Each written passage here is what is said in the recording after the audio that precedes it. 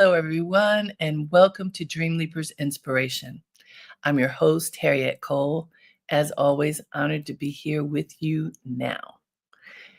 Can't say that enough. It's such a wonderful feeling to connect with others wherever you are uh, with the same intention that we're going to go inside, find that great source of inspiration and build on it because it definitely does make a difference as we move throughout the day, the week, when we decide that we're going to tap into that greatness within. So thank you for all of you who are joining now and who join on demand whenever you have the chance to connect, because it certainly is a powerful experience to do so. I was thinking about what would be really, really, really good to address that maybe many of us might not be thinking of or might not be valuing as much as we should. And brace yourselves. Today, for this week, I want us to prioritize rest. You hear that? Prioritize rest. And as I was thinking about whether I do it, whether other people I know do it, how often we do it, something occurred to me that I know many people have said very proudly, I will rest when I die. Have you been one of those people? I don't need to rest now. I'll rest when I die. It's okay. I got things to do, places to go, activities that I need to be involved in. I've got projects, I've got creativity, I've got all this stuff that I need to manifest. I can't rest now. Are you one of those people who's had that thought?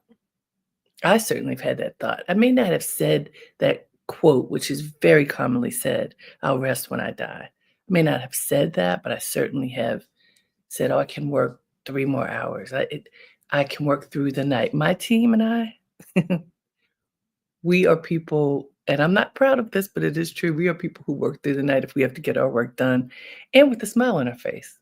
You know, while on the one hand, that is good because we are committed to doing whatever has to get done. I'm going to say it's not good because you need to rest. You need to pause and rejuvenate and do the things that help you to be full, to be fully empowered. And we know that there's a clock that the human body is on, that the earth is on, the world is on, and the clock includes taking that time to pause and rejuvenate.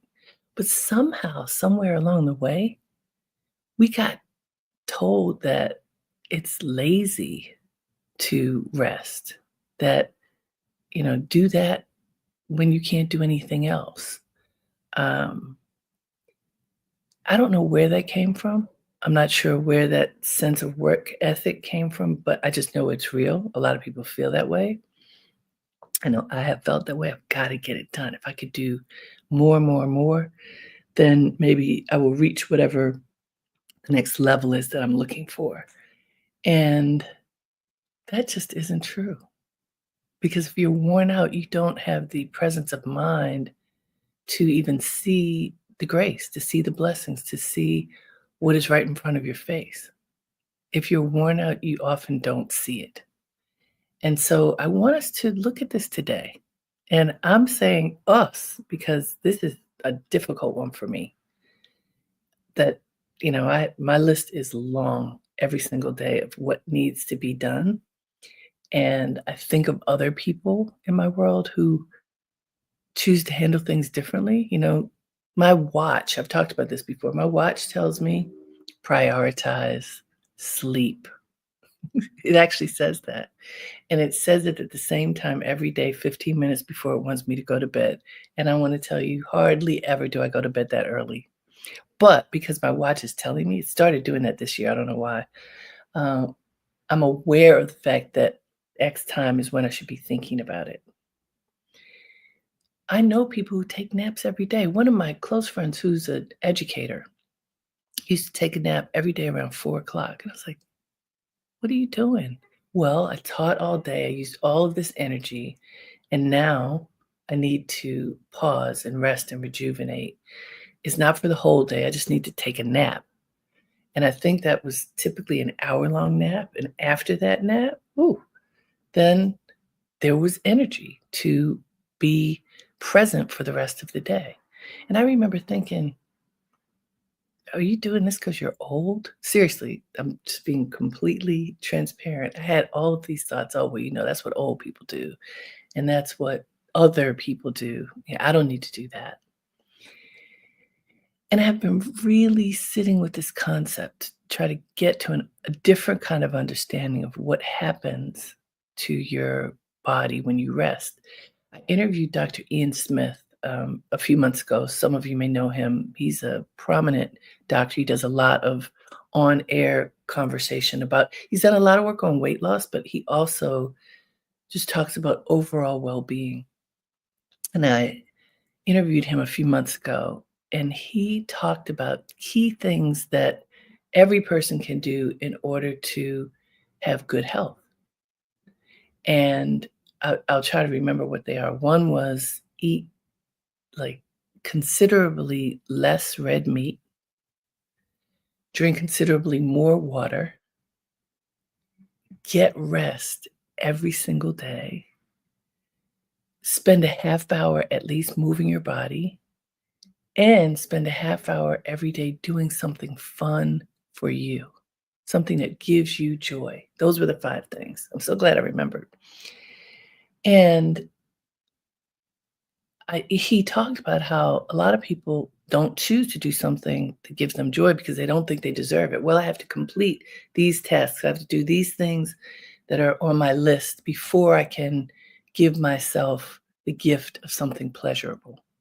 Now, it for those people who just do things that are fun for them and don't take care of business, that would be another side of that coin. But his point was, you don't have to get every single thing done that's on your list of things to do before you give yourself joy,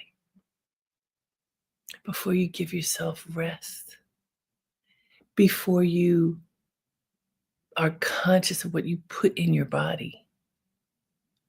And I loved how simple his prescription was for Give for giving yourself a healthier body and being. Rest was key on that list.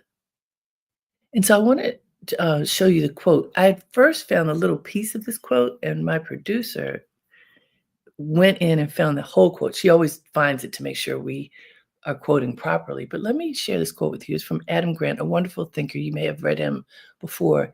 He says, "Resting is not a waste of time." Are you hearing this, people? Resting is not a waste of time. It's an investment in well being. Relaxing is not a sign of laziness, it's a source of energy. Breaks are not a distraction, they're a chance to refocus attention. Play is not a frivolous activity, it's a path to connection and creativity. Right? Okay, so let's go back and unpack this. Resting is not a waste of time. That in and of itself, the complete sentence is enough to contemplate and chew on for a long time. Resting is not a waste of time.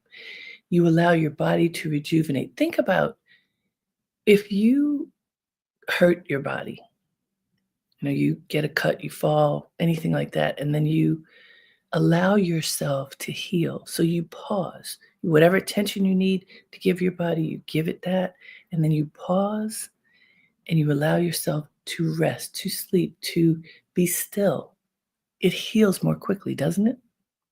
Now, that is not the same as just stopping. Resting is not a waste of time. Just that alone is something for us to dig into. But Adam Grant says it's an investment in well being.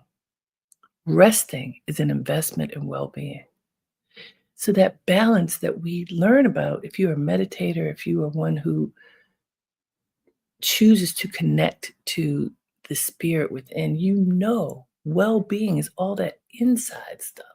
It's we so many things go on in our world, and well-being has to do with finding the space inside and finding peace with that. Rest helps you to find that. Adam says relaxing is not a sign of laziness. How do you relax? What do you do to relax your body, your mind, your spirit? If you do something that's consciously positive, then relaxing is not a sign of laziness. Now, there are things that you can do that are lazy. So it's not to say that laziness can't exist, but relaxing, really allowing yourself to be still and revive the goodness within, that's not a sign of laziness. It's a source of energy, Adam says. You relax, and then those cells rebuild. Literally, things happen in your body that are positive. He says breaks are not a distraction. You know how in the course of a workday, especially if you are doing shift work, which is not what we do, but I'm aware of how that is set up. There are breaks. There are 15-minute breaks, sometimes 30-minute breaks across the course of a workday. You sort of you break from whatever the form is of the day. You break from the routine, and somehow breaking from that routine helps you to refocus your attention on what you were doing. It gives you a moment to walk away and to come back and have no guilt about it. I get my break now. Okay, what am I going to do? Now, if you go outside and smoke a cigarette, that's probably not so good because that's terrible for your body.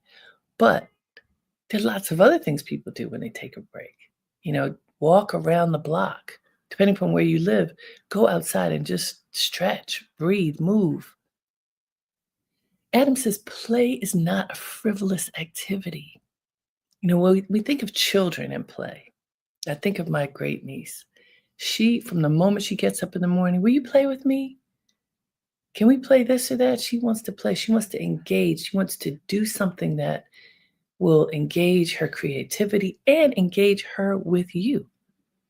So play is something you can do on your own, but also you can do with other people. And that connection to humanity is powerful. Adam Grant says that play is a path to connection and creativity. So why is this important for us to look at? We often have the exact opposite thinking about rest and about things that are not work related or responsibility related. As you're checking off your list, and I'm a big believer in lists, what's on your list? Often, what's on our list are responsibilities that are very sober and serious. I have to do this, I have to do this. This is my list. I have to get this done. I must do A, B, C, D, and E by X time. And what if I don't get it all done? Then, bad on me. Well, Adam is saying, wipe that slate clean for a minute. Include in your daily makeup of the things that you do, include rest, include relaxation, include breaks, include play. And when you do that, what happens? You get more energy. You access more creativity. You can sharpen your attention and actually be better at things. Did you know that? Because I think a lot of people feel guilty when they carve out those few minutes. They feel like they have to sneak it. I can't just do it. I have to sneak this because if I just do it, somebody's going to accuse me of not doing my job, of not accepting responsibility. But if you think about this very differently in the way that Adam Grant is saying, no, you need the balance of rest and activity. You need the balance of relaxing and using your energy to go out there and do what needs to get done. You need to pause and have a break in order to refresh your attention so that you can approach whatever it is you're doing with a new resolve, a new level of clarity. And when you play, you can connect to your creativity. So this is powerful. And for many of us, it requires a change of thinking. I want to tell you all, We haven't had people talking with us for a while, but if you want to join this conversation, you can go online to harrietcole.com/inspiration and come and talk about it. See what do you think about this topic? Also, if you'd like, tell us in the chat box, where are you? We know that people tune into inspiration all over the place. Where are you today? I've been out and about and meeting people who tell me that they have connected to inspiration from all over the place, which is really exciting to know that we do find each other in different ways. I hope that as we do that, we are able to tap into the greatness within and really feel that by being connected through this, it helps us to tap into our own greatness. I think that's pretty cool. So we have somebody, Virginia's here from Alabama. Hey, Virginia. Is it warm in Alabama today? I bet you it is. Here in New York, it's gray, but it feels very, very humid. Okay, we've got Nesper who is in Orlando. My in-laws are just in Palm Bay, just a little bit outside of Orlando. And I'm gonna guess it's humid in Orlando because already I interviewed a friend of mine, Lester Strong, who's in Tampa, I think. Was he in Tampa? Anyway, wherever he was, he said it was already 90 degrees. This was a couple of weeks ago. We are warming up all over the country, uh, and I know that many people have tuned in to inspiration from other places as well. Let's see.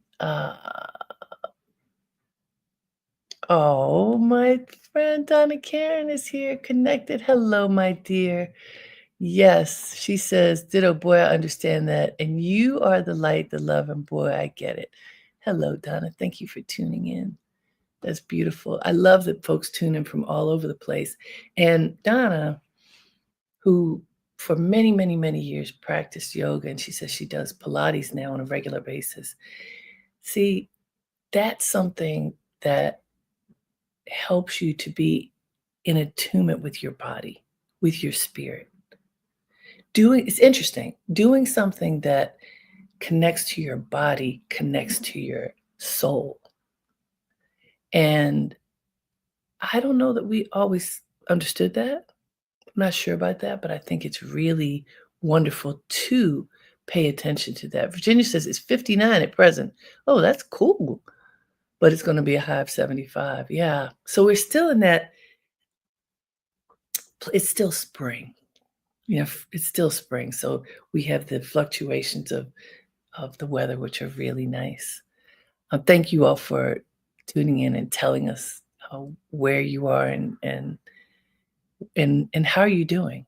I love when I was looking for what to talk about today, for what for us to explore today, and I came upon rest. To be honest, it was at a time when I was tired because going, going, going. How many things can I do? Actually, this weekend I chose not to do every single thing that was on the list because it was just too much. And I stepped back and gave myself permission not to do every single thing and decided I wasn't going to feel guilty about it. All of the people who wanted me to do something with them, I couldn't do it all. And that was okay. Uh, the things that felt important, I did those things. The things that required stillness, I did those things. And then finding this quote from Adam Grant, it was just perfect because it was affirmation that often the way that we think about things is not necessarily the healthiest way.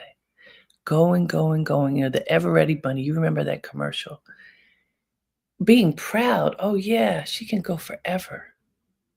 She can do anything. Where does she get her energy from? I have had that question so many times. How do you have the energy to do all these things? And so to be clear, I'm not saying that I'm now stepping back and I'm not going to do a million things because that's what I do. But I'm being more conscious about it. Am I taking time to rest? Am I taking time to engage my spirit and my body and make sure that they are in alignment with each other?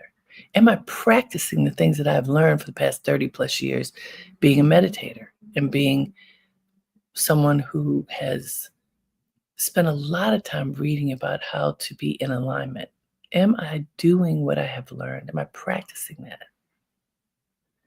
Am I making myself feel guilty for taking a pause? And the answer is I'm working hard not to. My meditation uh, teacher made a point some years ago. She was talking about everybody is busy. There's nobody who's going to tell you that they aren't busy. And she said she came in contact with a woman who was in her 90s and she was going, going, going. I have so many things to do in the amount of time I have left. And she said, if you're busy in your 90s, is that how it should be? You want to be active, but is being busy the goal? What is the goal? Busyness is probably not the goal. Intentionality is the goal. Focus is the goal. Being able to sort through what matters and put your attention and energy toward what you care about for real. Discarding the people and the experiences and the activities that don't serve you. And that's certainly something that I'm learning the older I get. I don't have to put up with X or Y. I don't have to keep somebody in my life who is not treating me well. I don't have to stay in whatever situation it might be if it isn't serving me and those around me who I care about.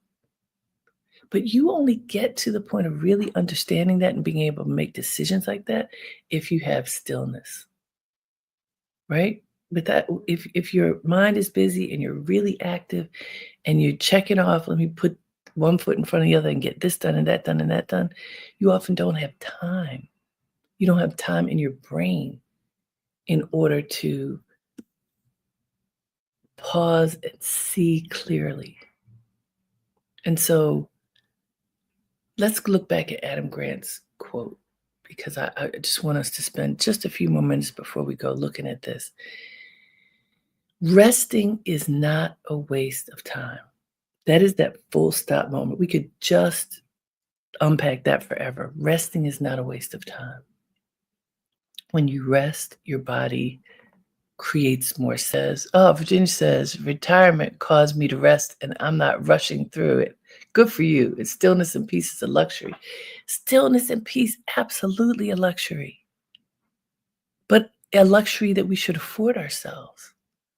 Adam says resting is not a waste of time. It's an investment in well-being. So when you make an investment in yourself, in your well-being, and on the other side of it, you have peace. On the other side of it, you're not waking up in the middle of the night worried about something. That's what happens to me. Sometimes when I'm really busy, got a lot on my plate, haven't quieted down enough to uh, take the conscious steps that I should be taking, I wake up in the middle of the night with the swirl of thoughts and tasks.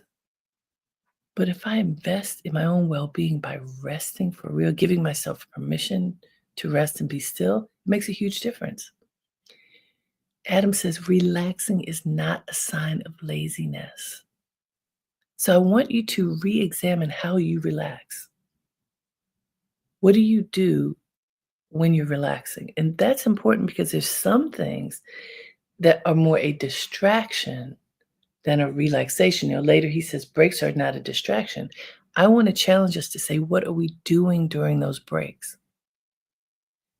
Are you playing video games? Are you binge watching TV? Are you consuming something that is not healthy for your body? If you're doing those things, then that's not what we're talking about. We're talking about making conscious choices in how we use the time when we aren't busy and working. And when we use that time in a powerful way, what happens? So here, Sippy Writer says, giving yourself permission to be without guilt is a great form of self-care. Yes, permission to be without guilt is a great form of self-care. She says, I believe it is also a divine awareness of our worth.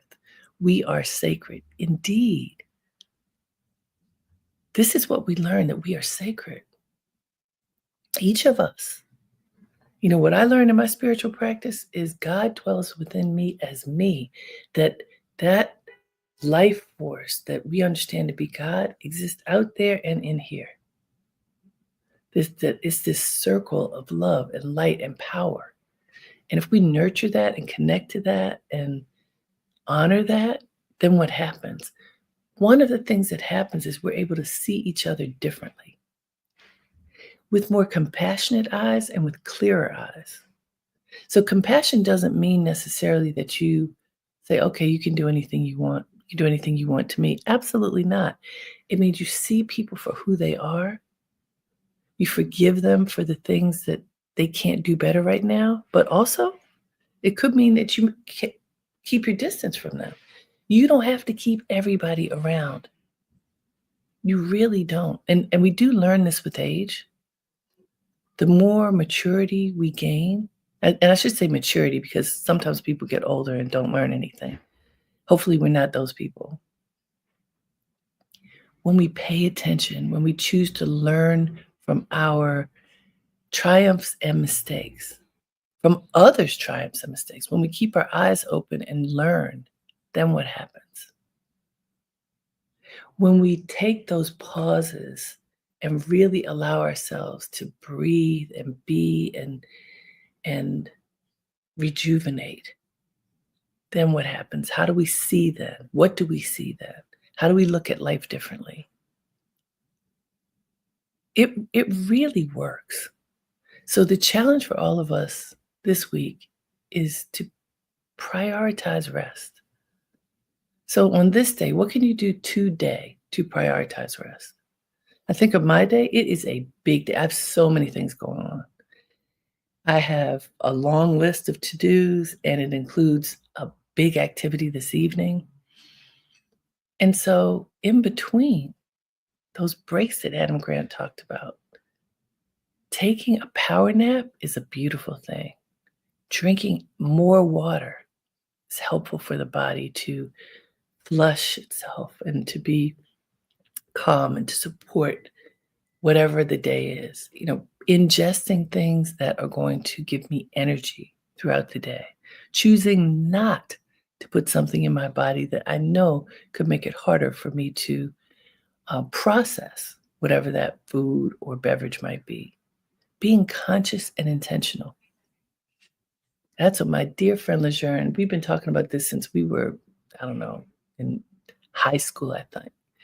Being conscious and intentional about what we do. And when you do that and you honor your whole self, then what happens? So I want to encourage all of us to take this day and this week, choose to prioritize rest, choose to honor yourself, choose to look at whatever is before you with loving, compassionate eyes, and enjoy, play, have fun. Enjoy these precious moments. Life is precious. Life is sacred. Virginia said, yes, life is sacred. We are sacred. Know that about yourself. Honor that about yourself and about others. We are sacred. That means all of us, even the ones who give us pause, who make us question the world. Look at them as if they are sacred too, and see if something great may happen when you look through that lens. Thank you so much for joining me today. I hope you will go out today and this week and really prioritize rest and prioritize yourself, your joy, your compassion, your light, because you're worth it. Until next time, have a great day and make it count. Namaste.